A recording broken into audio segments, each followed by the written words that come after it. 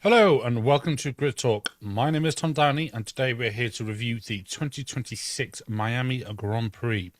Joining me, we have my co-host, Miss Ruby Price, Hello. and making his long overdue return to the show and good friend of the show, Mr. Philip Mathew. Hello. Good evening, or good afternoon for you, Phil. Yeah. Right, let's get straight into it. So F1 is back after what feels like an eternity, but it has been only, I say only, 6 weeks away. We return to the streets of Miami with the luscious harbour that is painted on the concrete next to the Miami Stadium. Who wouldn't want to take a swim in the concrete jungle that is there, even though that's the wrong city? Can you tell it's been 6 weeks off? We'll get straight into it. Kimi Antonelli won. He didn't lead from pole. He was on pole. He didn't have the best of starts. Quite a bad start. But again, his third win of the season, not factoring sprint races. He's beaten his teammate once again, Ruby. I know we're only 4 races into the season. Obviously, we can't factor in the 2 races that we've just had cancelled for global reasons. It's far too early to say championship on or championship off because, as we saw last year, he can say one DNF, one DSQ, and the whole thing can be blown wide open. But this is a bit of a statement win for Kimi, wouldn't you say?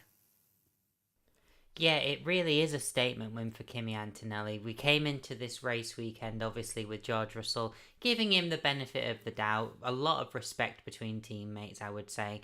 And obviously acknowledging that Kimi is probably the one who's the form driver, and definitely is the form driver. He's won the last 2 races and now has won 3 races on the back, which are his first 3 pole positions as well. He has joined a group of names that I think includes Graham Hill, and that is definitely not a name that you don't want to be associated with. Like he's in an elite group of drivers in terms of records, and it's just looking very much like this is now Antonelli's championship to lose. As you said, it's very early in the season, whilst we were looking at a record-breaking long season in the first place, it's still a very long season to go regardless, even with the lack of 2 races that we've had between Japan and now. But Kimi, other than the starts, has looked pretty on it, recently at the very least. Mercedes are saying it's not necessarily something that Kimi's doing, it's more an issue with the Mercedes itself. And that might just be them protecting their driver, which, as a team, they have a moral obligation to do so, as far as I'm concerned. But yeah, it's truly top class from Kimi Antonelli. Championship winning confidence. We did see some cracks under pressure, whilst he was leading Lando Norris, but you saw that with all of the greats whenever anything didn't feel right. And it makes sense, like when you're out in front, just a tiny vibration that doesn't feel normal, you're just going to be like, oh no, please don't let my car go. Don't let my car fall apart, whilst I'm in this winning position. And yeah, now the gap to his teammate over this weekend has significantly increased. It was 7 points coming into Miami. I think it's now 20 or something like that.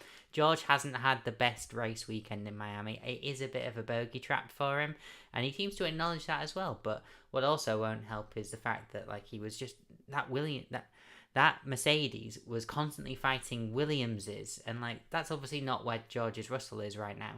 George Russell is right now. That's not where George's fight is right now. There we go. I think the drivers aren't the only ones who have perhaps taken the break a bit too much, are they, mate? We're all getting back into it. Hey, at least the race didn't start at 9 p.m. and we're not doing this at midnight our time. We'd be doing this the race would have started 5 minutes ago. Years ago, yeah, exactly. Yeah, we'd all be sitting here shouting about how Max had dropped it at the start, but we don't talk about that. But no, Phil, I will come to you, sir. Of course. So, like I said, this has been obviously a very good result for Kimi. What are your thoughts on how he's been driving so far this year, and obviously his 3rd race win in a row, his 3rd win from pole, and his first 3 back-to-back pole to win result, I think, words. Yeah, whatever, to keep it simple, he's just been efficient. There's a general efficiency, and yes, I think you see the nerves and the anxieties of a teenager at times, like Ruby had mentioned, but I also see why Toto Wolff was so big and high on AKA, as I like to say, to bring the full government in. But he is Kimi Antonelli he's got it, like he exudes that confidence, but he also drives, he believes. And having Bono there, for all those years we would talk about it when with Lewis, there was just a stability there. And even when Kimmy was worried about the gear changes, he kept on bringing that up every few laps. Bono would come in and he would do his thing. He would bring him back down, and then he'd go and put in another great lap. And then I think one aspect of these new regulations is the the yo-yo back and forth passing. But it seems like Kimmy, unlike others, has also figured out a way to not do the management of the power unit with the energy, and then also pull a gap. And I think there's something, he's figured that out better than a lot of the others. And I mean, of course, with McLaren, which we're going to talk about shortly, they gave a couple of races head start essentially to Mercedes because of the issues they had. But I mean, honestly, it's for someone as young as he is, for someone as with the relative lack of experience, to be able to do this early in his career.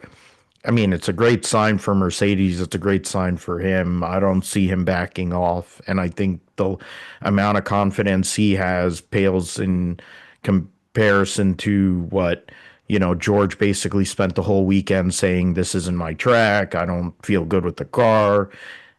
And you see the contrast there. And then, yes, they'll go to Montreal in a couple of weeks' time, but all the momentum is on the side of Kimi, side of the garage right now at the moment. And he's going to be hard to stop. Though McLaren, I think, has a lot to say about what's going to happen the rest of this season.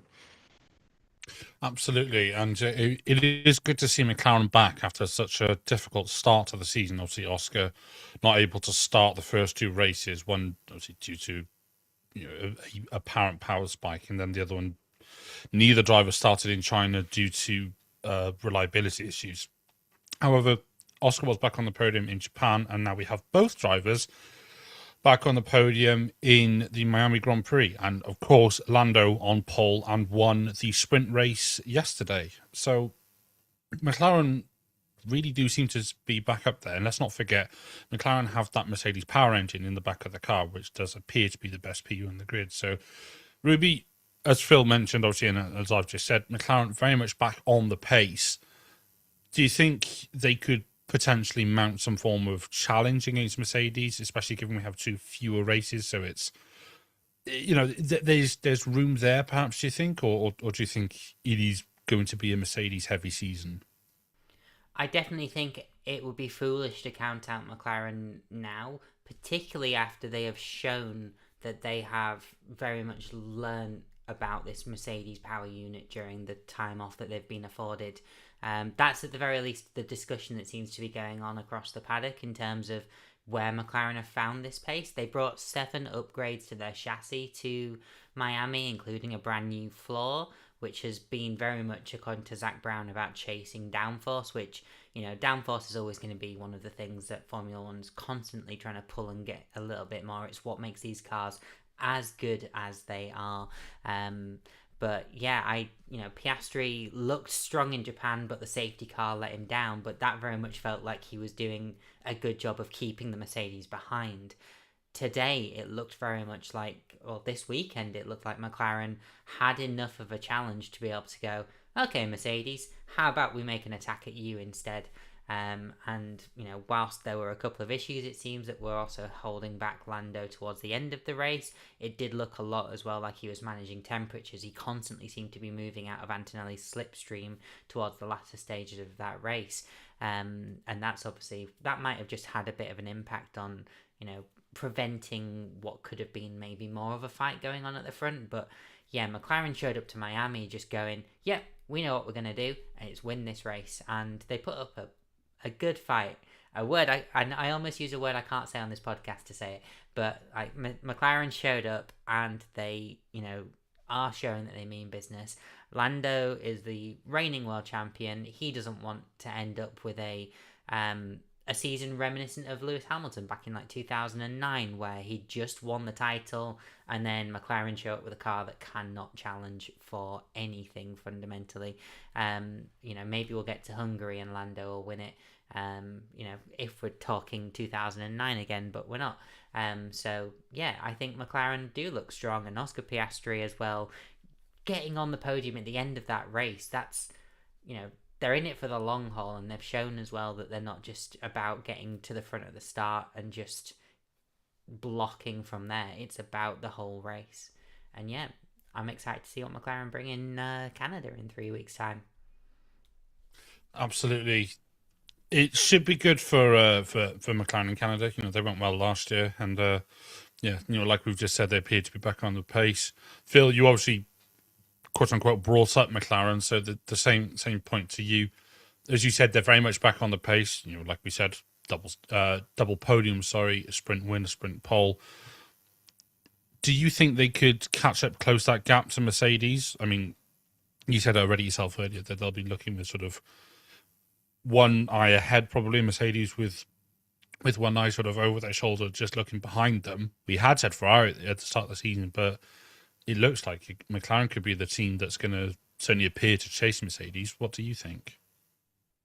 Yeah, I mean, granted, it's Miami, it's a street track. It's not indicative of a lot of the tracks that they're going to be racing as we get towards this deeper part of the season, the European season. But I think McLaren, and especially like what Ruby said with Lando, doesn't want to go down without a fight. He wants to battle for another championship here. He's been in it the last 2 years. He wants to continue that. Oscar Piastri, I know, probably still has the hard feelings of the way that the year ended last year, and then the way that this year started was not much better.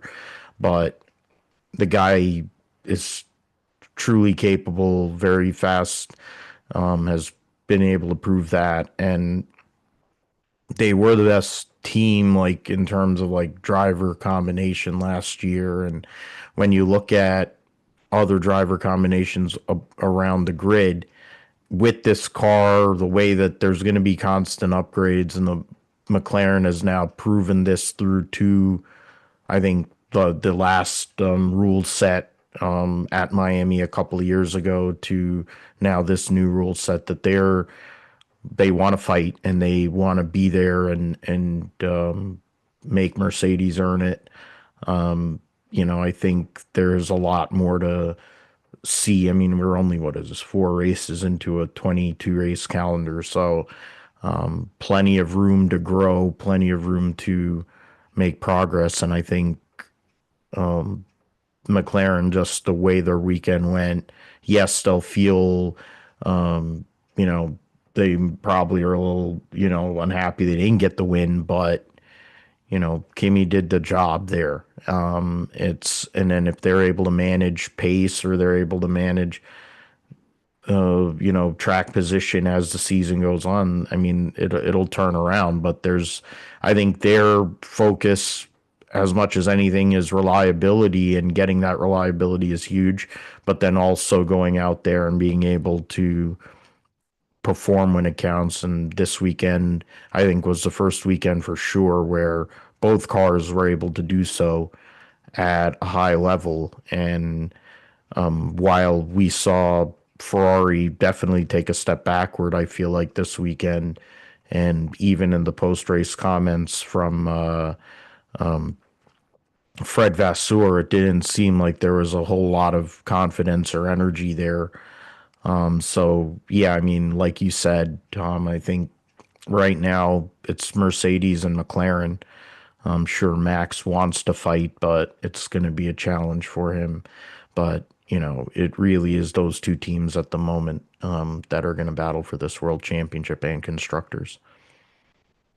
Definitely. I mean, like we said, it's early signs or early days yet in the season, but Mercedes do certainly appear to, well, not appear to be, they are the informed team. I think that's fair to say. They've won every Grand Prix and they've won one of two sprints that we've had. A lot can happen in the season, as we know, and like we saw last year. I know I keep referring to it, but it is true. The smallest thing can have the biggest impact on a title race. So the season is long, the season is young, and we will see who turns out to be the 5-star driver at the end of the season. But segue, Ruby's laughing because she knows already what I'm going to say. If you think this show deserves a 5-star rating, please leave us a 5-star review wherever you listen to your show or indeed watch the show, and leave us a comment. Let us know what you think. Get in touch. We do see everything. We do go through everything, and we take everything on board. So yeah. Also, if you're listening and you're not subscribed, follow, like, share, tweet. I don't know, tweet, delete, repost. Am I missing any, Ruby? You're the social person. I mean, at this point, delete the tweet. Yeah. So yeah, that's probably not your most sort of structured sort of follow thing, but I don't do socials as you can tell. So yeah, right. We are going to talk about the Lawson and Gasly crash. Now, I had put this in here initially because it appeared to be that Lawson had just had a big lockup going into, I can't remember what turn, but it appeared that he had a big lockup going into a turn, couldn't control the car. Gasly left plenty of room, and we all saw it at the time and went, "Oh, Lawson, what are you doing?" Blah blah blah, and then sort of moved on.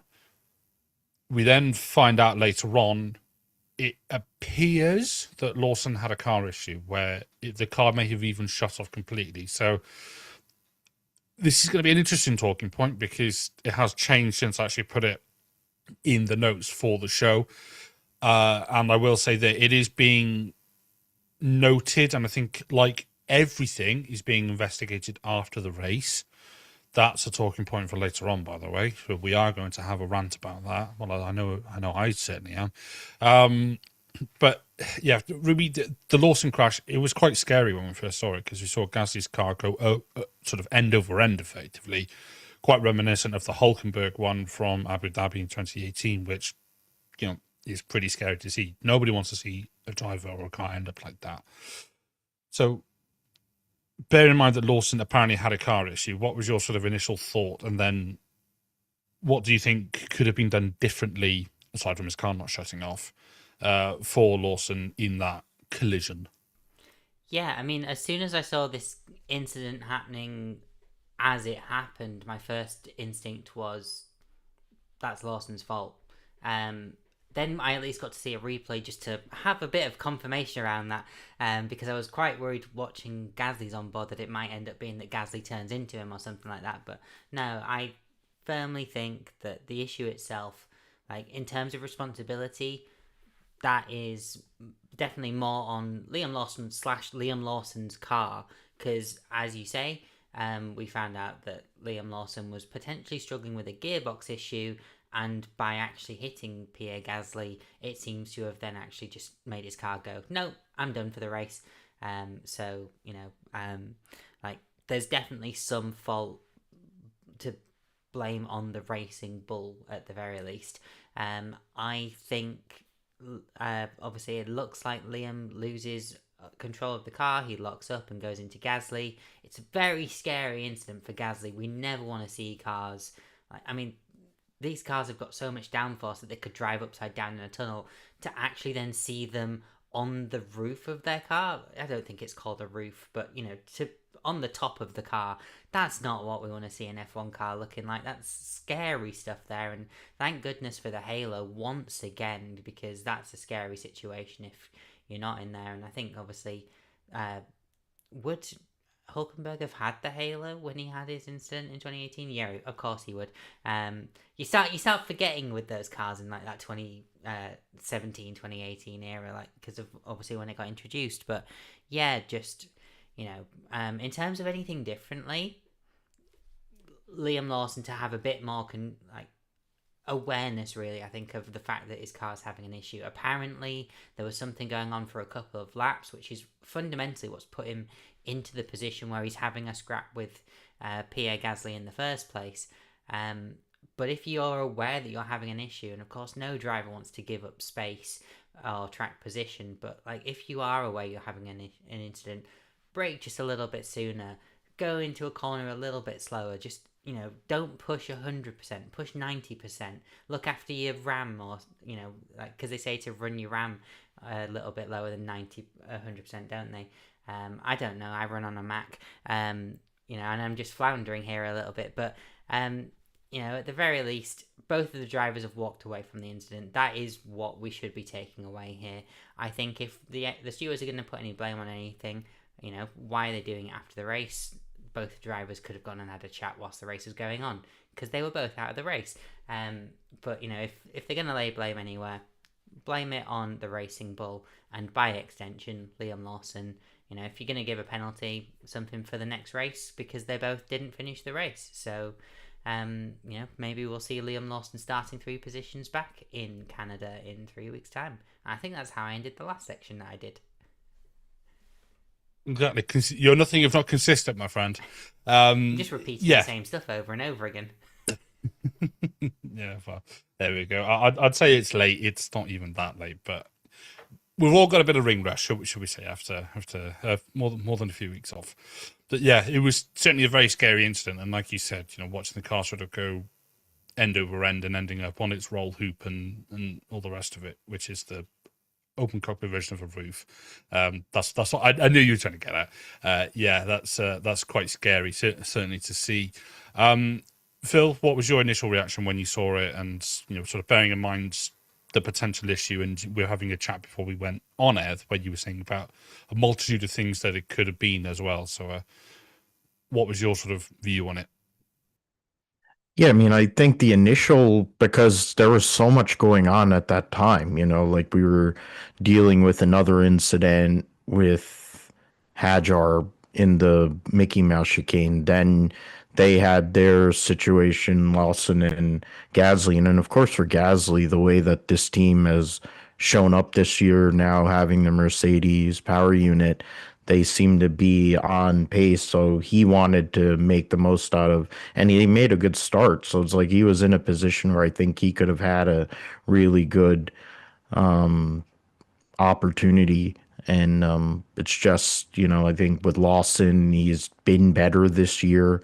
But, I think there's this incident. I think he was already having issues because I think he even drove Max off, I think, to turn 7 earlier prior to that. And there was a similar discussion about a mechanical issue, not just over shooting a corner.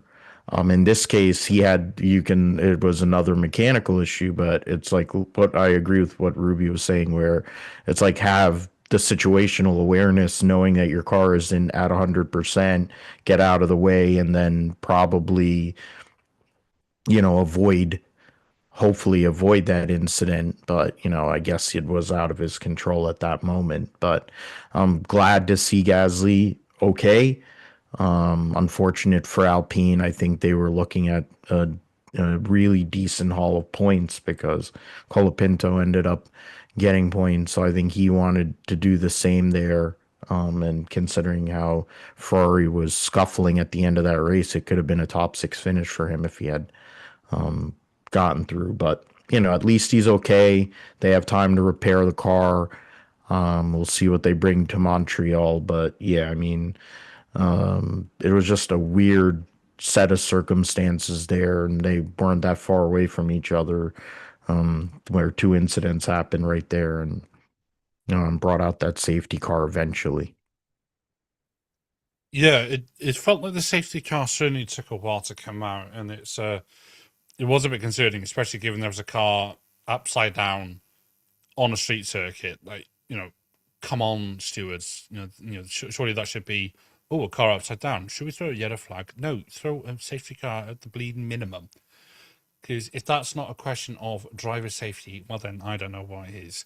But the stewards certainly all season have been making more than, sorry, not all season, but all race today were certainly taking their time to come to decisions or even acknowledge decisions.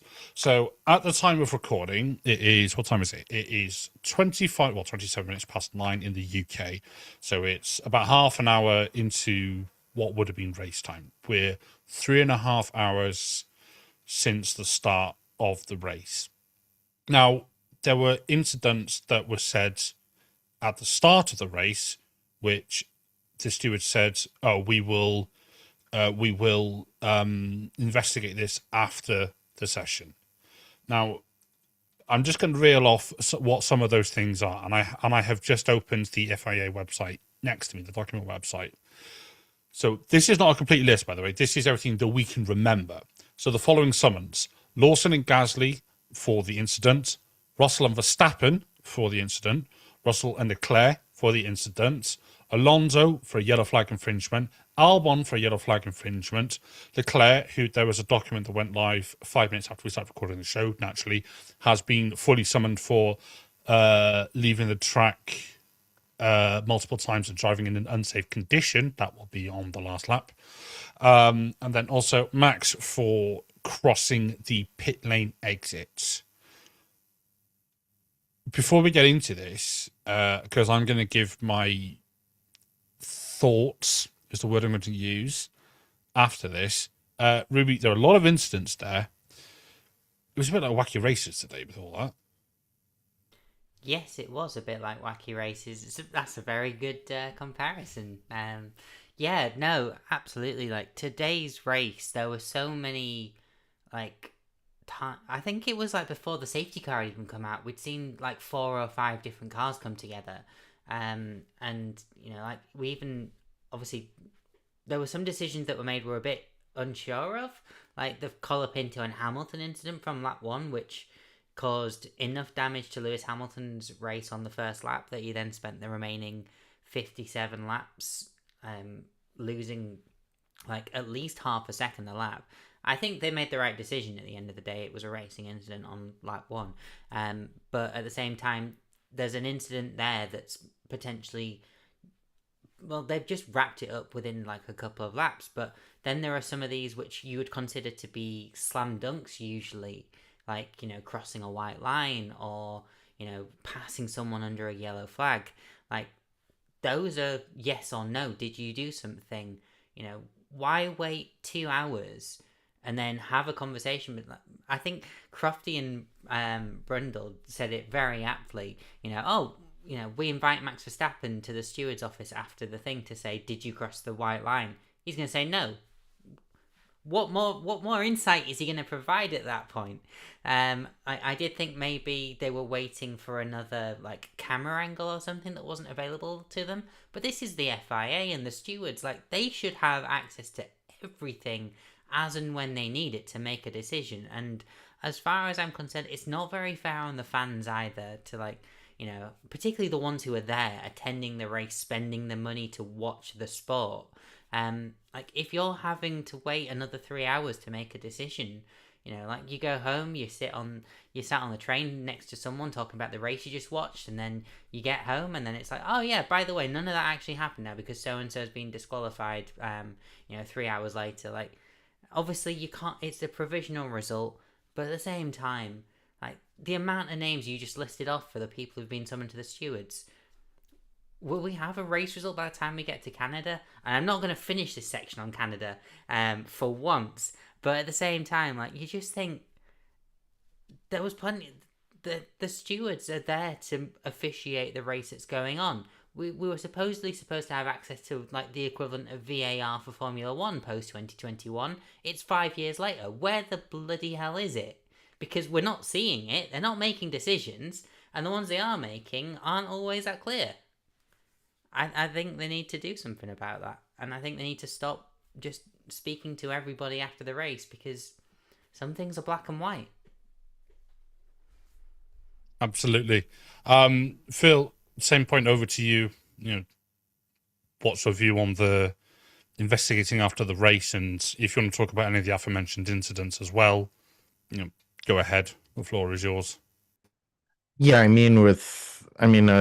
to kind of piggyback on what Ruby was saying, I mean, it seems like it seems like not you're in the most elite form of motorsport, yet we're sitting here having random conversations after the race and literally what Ruby said is what I heard Max saying exactly that in my head when Ruby said it. No, I didn't cross the line, or no, I didn't go and hit him, or I didn't, like it's like, what do you expect him to say? He's gonna, in his sarcastic tone, he's gonna go and do that because that's how he is, and I'm sure that he feels aggrieved considering what the day initially looked like it could have been for him. But I mean, the amount of the penalties all day just seem like, it's a penalty, but yeah, we'll deal with it later, I guess. I don't know. Yeah, whatever. We're not putting millions and millions of dollars or pounds on the line for this. So people can just go and drive around and hit stuff, and it becomes Mario Kart instead of Formula One. But like there was like what Fred was ignoring blue flags. I think there was also, yeah, I mean, there's other stuff, like it just didn't make any sense. I get like we're all talking about the rust factor of a few weeks off and whatever, but it's like,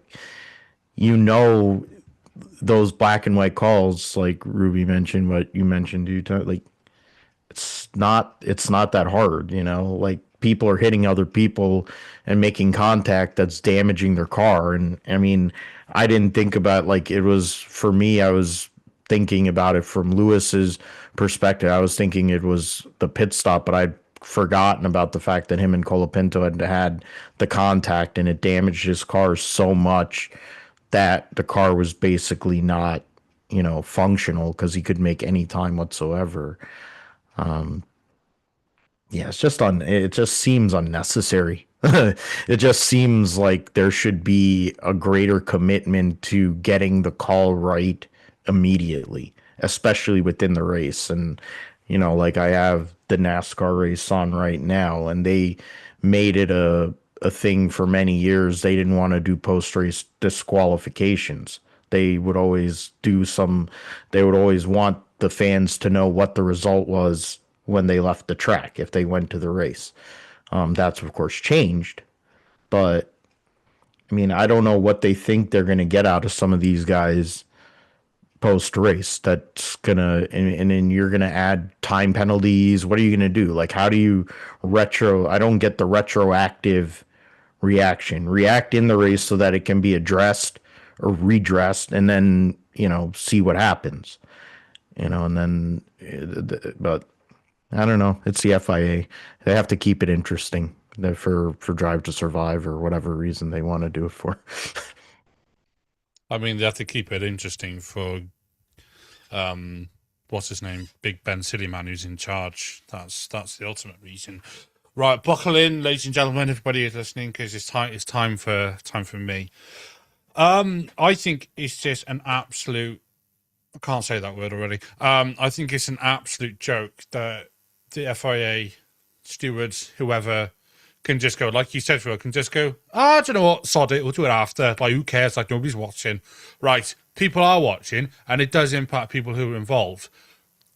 Ruby, you made a very good point about people who pay to watch the sport, whether they're that or whether they're at home. You and I pay for our Sky Now TV, and, Phil, you pay for, whoever it's on this week in the US. I think it's Apple TV. I don't know. It's Apple TV, yeah. Yeah. Well, first of all, my condolences. But mind you, you've got the, we've got a short score. We've got to deal with Crofty.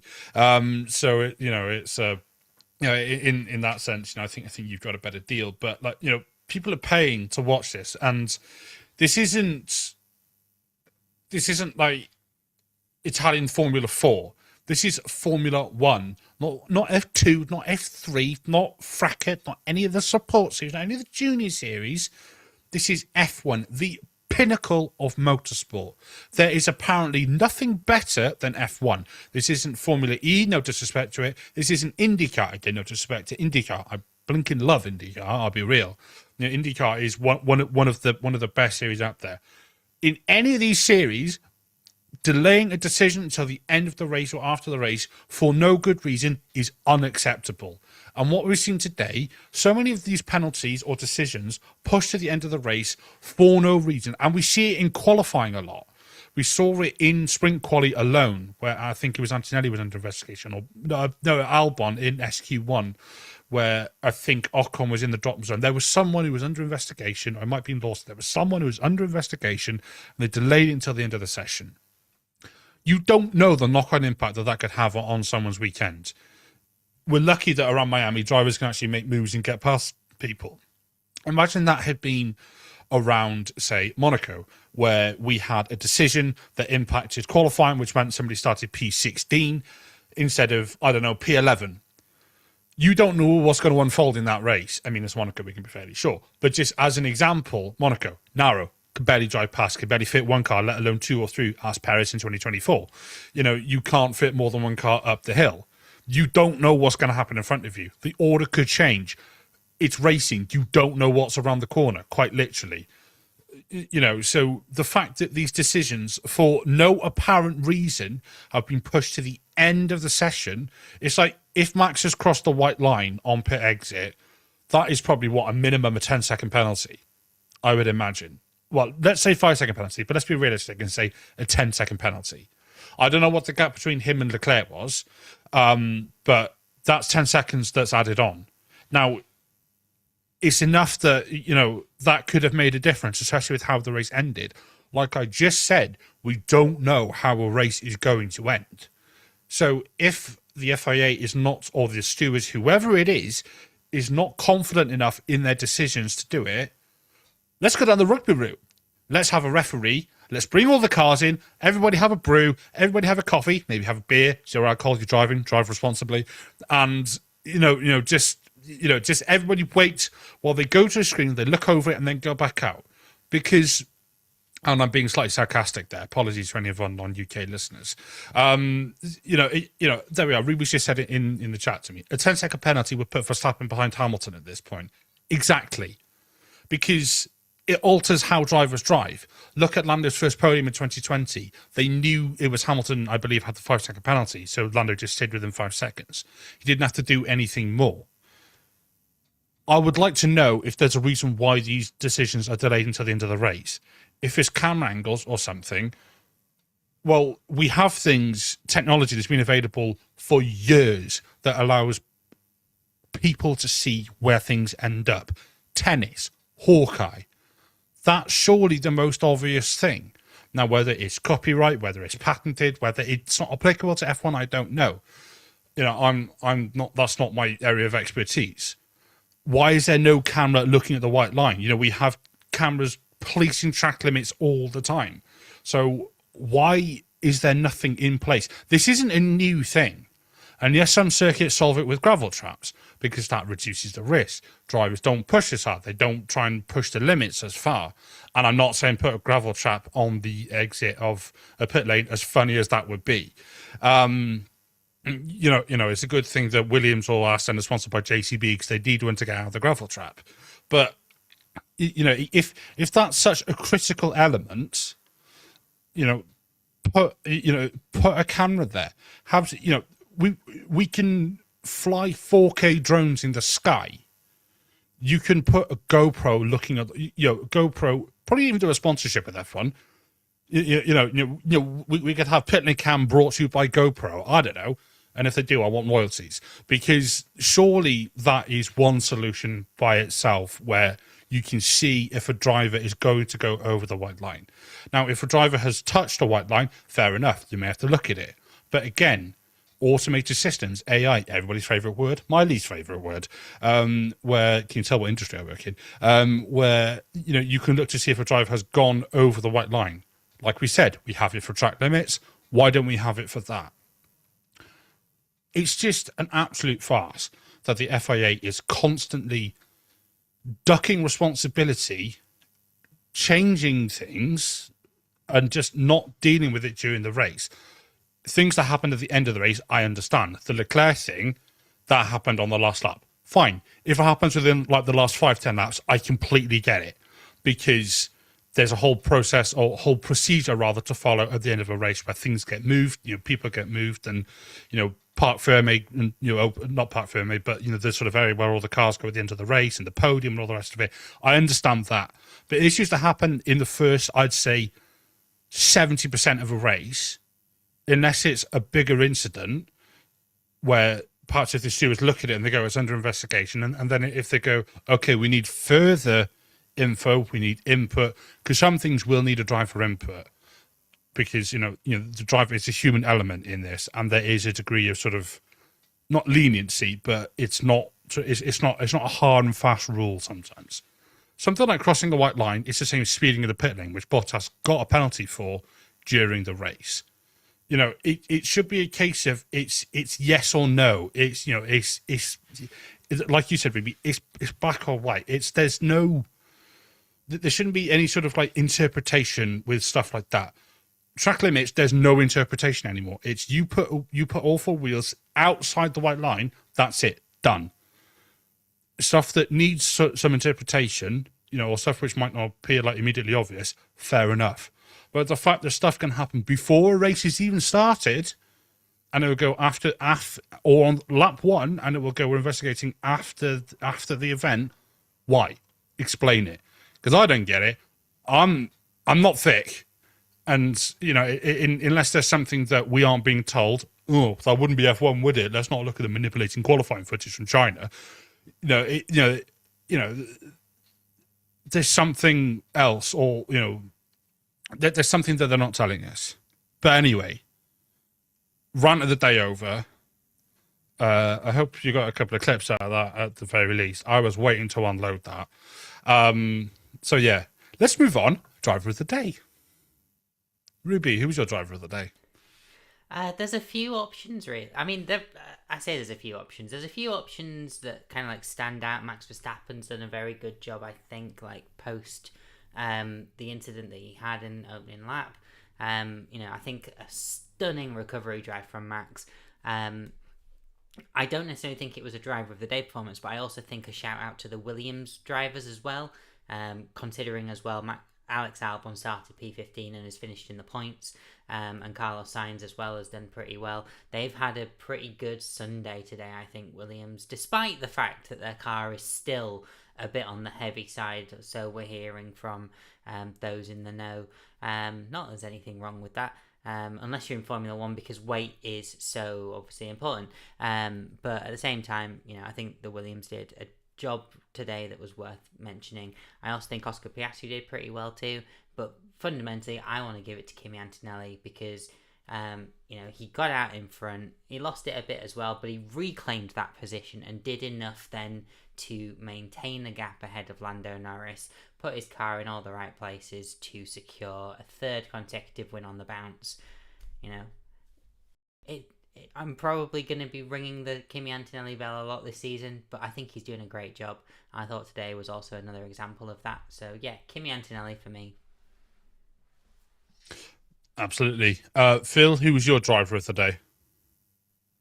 I have to agree with Ruby there on Andrea Kimi Antonelli there. The way he's been driving, I mean, we mentioned it, of course, earlier, but it's like the way he's performing right now, you wouldn't know that he's 19. That's something that's really the credit to his, talent, potential, whatever, also knowing the people he has behind him, a team that knows what it's like to have, when they have the best of it, to go and manage it the right way. Good, the whole team in general. I mean, doing good pit stops, good decision making, being able to manage the power unit the right way. But I mean, three races in a row, you've had a gap, had a lot of time to think on it, but went out there and qualified on pole on Saturday after the sprint that wasn't, the most amazing. But, he goes out there, gets that victory, beats the defending world champion in a head-to-head fight, holds him off. It's going from strength to strength for him. And yes, going to Montreal, a track that, Russell went and won at and has been really good at over the years. And it's been a great Mercedes track. We'll see what Kimi can do. We'll see how, with the lower downforce aspect, how that'll be compared to what they had this weekend on a street circuit. You also, with maybe some of the management aspects that'll have to come because, with the braking. But I mean, Kimi did the job today. Have to give him credit for that. Absolutely. And I'm going to make it a holy trinity of votes for Kimi. I am also giving him a 10 out of 10. Sorry, not 10 out of 10, wrong show. I'm giving him, my mind is looking ahead to tomorrow. Can you guess the driver ratings is coming tomorrow? Blinking heck. Right. Yeah, no, I'm also giving Kimi driver of the day. He is, great drive. Like we said, not a great start, bogged down, but he didn't do as bad as before on the start. And yeah, just a very, very good drive. Third win in a row. Looks pretty good. He's only 19, so yeah, that's a big fan of Kimi, and I'm interested to see what the rest of the season brings. So before we wrap up, I just want to give both of you a chance to promo something, shout anything out. So Ruby, I'm gonna go to you first.